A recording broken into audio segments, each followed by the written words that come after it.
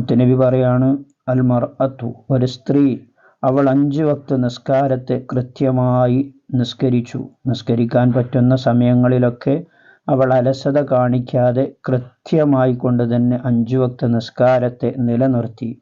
അതുപോലെ തന്നെ വിശുദ്ധമായിരിക്കുന്ന റമദാൻ മാസത്തിൽ നോമ്പ് അനുഷ്ഠിക്കാൻ പറ്റുന്ന സമയങ്ങളിലൊക്കെ കൃത്യമായി നോമ്പ് അനുഷ്ഠിച്ചു. മാത്രവുമല്ല, അവളുടെ ഗുഹ്യ സ്ഥാനത്തിനെ അവൾ കാത്തു സൂക്ഷിച്ചു.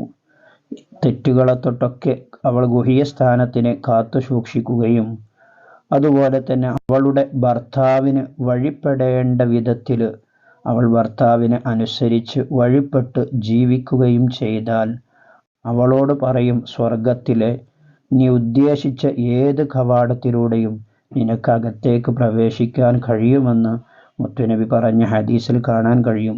പ്രിയപ്പെട്ട സഹോദരിമാർ, ഈ